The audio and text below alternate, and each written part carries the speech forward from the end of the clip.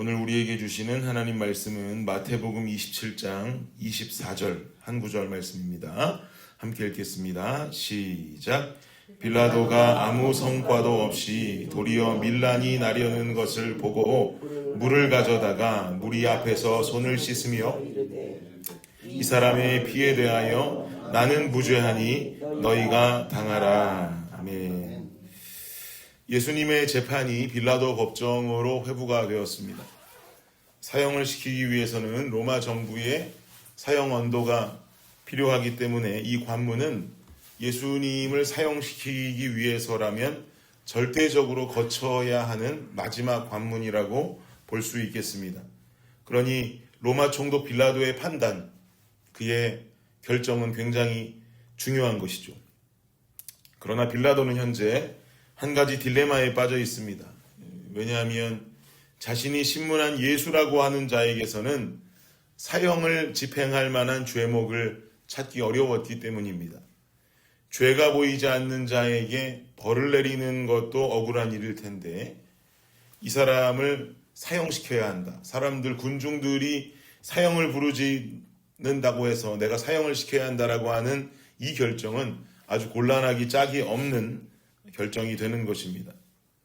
당시는 유월절을 맞이하게 되면 죄수한 사람을 사면해주는 제도가 있었습니다. 그래서 빌라도는 군중들에게 나와서 묻게 되죠. 바라바라는 죄수와 예수라고 하는 죄수가 있는데 과연 너희들은 누구를 사면해 주기를 원하는가? 그런데 사람들은 의외로 예수님의 이름을 연호합니다. 바라바를 놓아주고 예수를 죽여라 라고 하는 아우성을 치고 있는 것이죠. 이 장면이 오늘 본문 이전에 21절과 22절에 기록됩니다. 한번 읽어볼까요? 21절, 22절입니다. 시작. 총독이 대답하여 이르되 둘 중에 누구를 원하느냐? 소이다. 빌라도가 이르되 그러면 그리스도라 하는 예수를 내가 어떻게 하랴? 그들이 다 이르되 십자가에 못 박혀야 하겠나이다. 누구를 놔주기를 원하느냐? 바라바로소이다.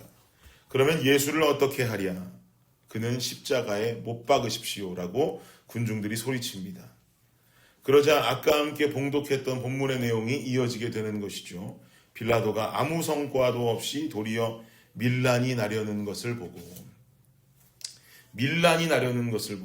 당시 이스라엘은요, 여러분 아시는 바와 같이 분봉왕들이 다스리던 때입니다. 그러나 지금 이 예루살렘을 비롯한 유대 지역은 본디오 빌라도라고 하는 로마 총독이 관할하고 있단 말이죠.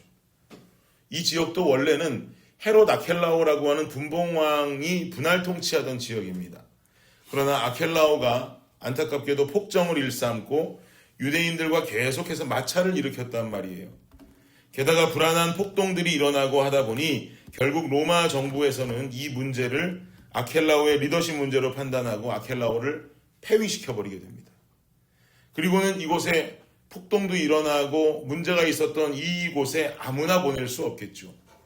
또 동족들끼리 싸움이 일어나고 할 수 있으니 아무나 보낼 수 없습니다. 그래서 로마 정부에서는 분봉왕을 또 한 사람 세우는 것이 아니라 로마의 총독을 파견해서 빌라도라고 하는 사람을 파견해서 예루살렘을 비롯한 유대 땅을 통치할 수 있도록 했던 것입니다. 그러다 보니 당연히 빌라도가 두렵게 여기는 것은 뭐였겠습니까? 로마인으로 유대 땅을 다스려야 하다 보니까 자신의 리더십을 충성스럽게 따라와 줄 수 있는 유대인들의 민심이 중요했던 거죠. 이 사람은 민심을 잃으면 안 되는 거예요. 그런데 지금 본문에 말하기를 빌라도가 아무 성과도 없이 도리어 밀란이 나려는 것을 보고라고 기록한단 말입니다. 밀란이라고 하는 말은 빌라도에게 있어서 아주 가슴 떨리는 단어였을 것입니다. 어떻게든 밀란이 일어나지 않아야 하고 이 땅에 살아가는 유대인들에게 어떻게든 자신은 지지를 받아야 된단 말이에요. 그런데 밀란이 일어나려고 하니 굉장히 긴장되는 상황이죠. 그러면서 군중들은 바라바를 놓아주고 예수를 죽이라고 말하고 있으니 밀란을 일어나지 않게 하기 위해서는 그들의 원함을 들어줄 수밖에 없는 겁니다. 그리고 말하죠. 무리 앞에서 손을 씻으며 이르되 이 사람의 피에 대하여 나는 무죄하다. 너희가 당하라. 빌라도의 한마디입니다. 짧게 요약하면 무슨 뜻입니까?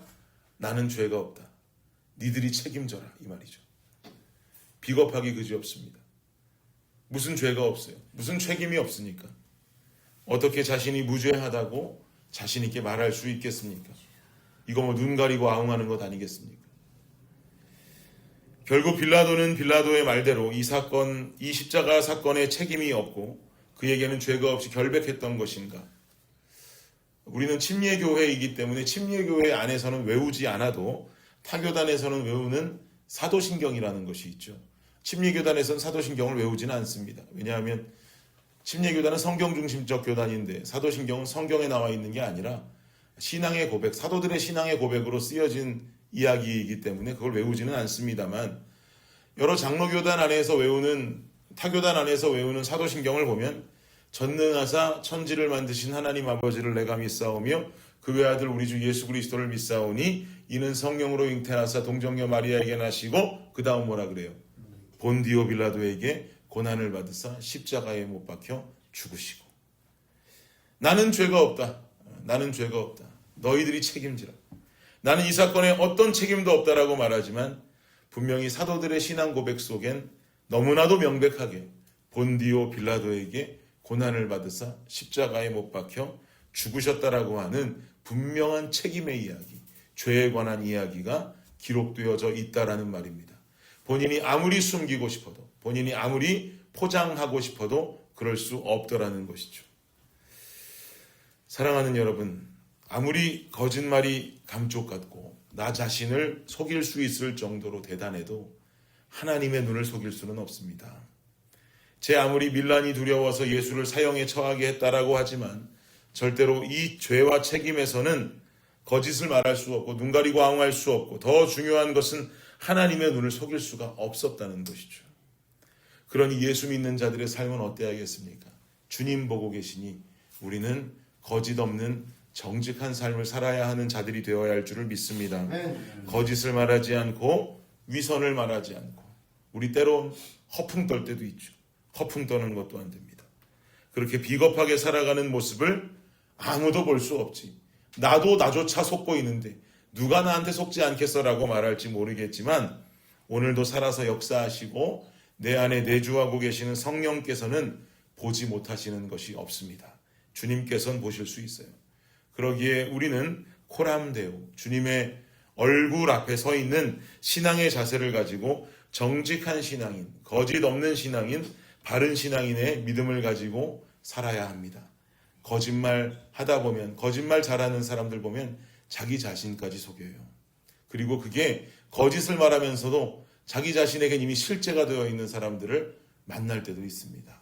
이처럼 점점 무서움 속에 빠져드는 것이 거짓된 모습이고 위선된 모습입니다.